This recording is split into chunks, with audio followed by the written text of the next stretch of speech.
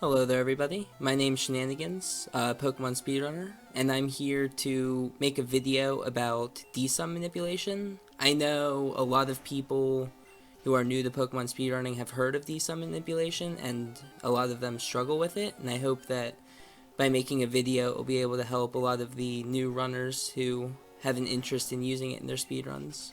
I'm going to be focusing mostly on some of the basics, as well as going into some advanced techniques, and I'm also going to be focusing mostly on two different areas, which are the Abergrass in Pokemon Red and Blue, as well as the Nidoran Mailgrass in Pokemon Yellow, which are two very important locations to use Dsum in Pokemon speedruns.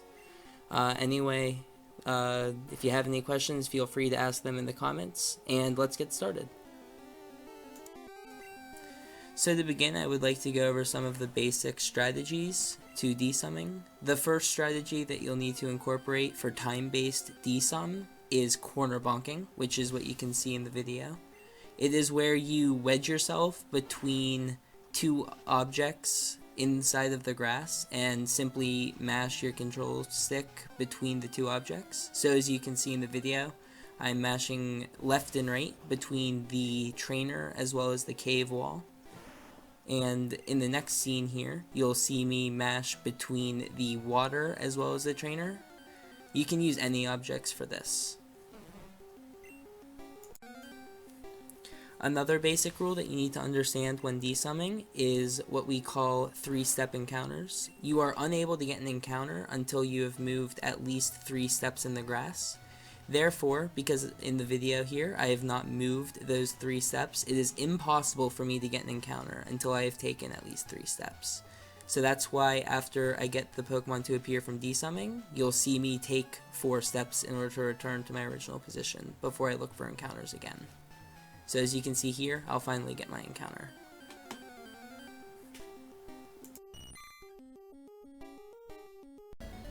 One final rule when using Dsum manipulation is to make sure that you run from the encounters as soon as they appear.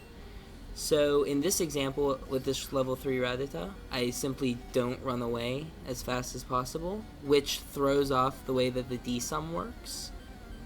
And in the second example here, I also don't run quickly enough, which will mess up the Dsum. And in the next 2 examples after this, I will be running away quickly. One tip for this is during your Pokemon's cry, you can hit and hold down and right on the keypad, and you will hover your cursor over run, which you saw there. It allows you to run very quickly. It does take a little bit of practice to get used to, but once you learn how to do it, it allows you to run from wild encounters much faster than usual, which not only helps with Dsum, but it will speed up the rest of the game as well.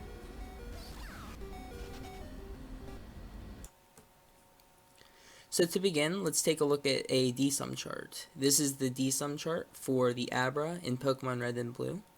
So as you can see, it lists all of the encounters on the route, as well as the Abras highlighted in gold, which is what we were looking for. So the way that this Dsum chart works is, as you can see, there are certain numbers highlighted in red and certain numbers highlighted in blue. These numbers represent seconds in time. So for example, with the Weedle encounter, which is on the top of the graph, you can see that there's a 5 in blue, followed by a 2 in red, followed by a 4 in blue. So the way that this would work is if you were to encounter a Weedle in the grass, you would run from the encounter, wait for 5 seconds without looking, then look for 2 seconds, and if you were to get an encounter during those 2 seconds of looking, it would be more likely to be an Abra than any other encounter. If you were not to get an encounter during those 2 seconds, you would wait for another 4 seconds, followed by looking for 2, and so on, until the end of the graph, where it is too difficult for us to actually Dsum a Pokemon, so you would just look for another encounter.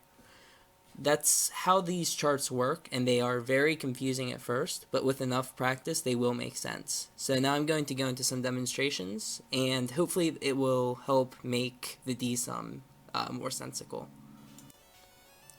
So in this example, I'm going to be using a Caterpie in order to encounter an Abra. Now, as we saw in the graph in the previous section, when you get a Weedle or Caterpie, depending on whether you're playing red or blue, you will want to wait 5 seconds before looking for an encounter. So as you can see on my timer, 5 seconds, and now I'm going to look for 2. And just at the end of those 2 seconds of looking, I get my encounter, and it's an Abra.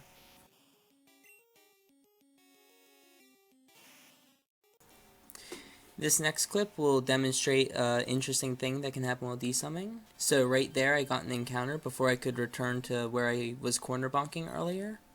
This happens because you can get 3 steps, as I said, and as you can see it takes 4 steps to return to your original position. So it is possible to get an encounter there. Luckily, you can use whatever encounter you happen to get while trying to return to your original position and get your Dsum off of that. And in this case, I still got my Abra.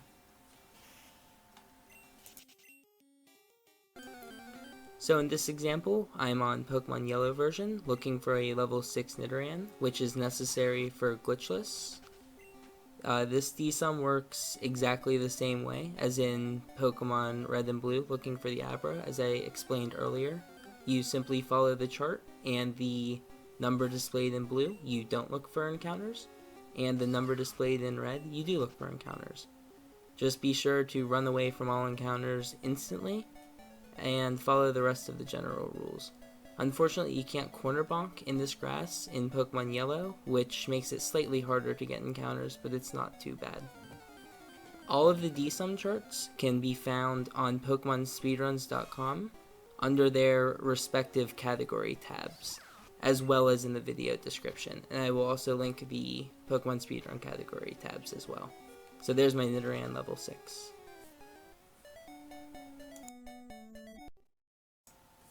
I'd once again like to thank everybody for watching my video. I hope that this introduced you to some of the basic tricks and how to go about using Dsum manipulation in order to advance your times in certain categories.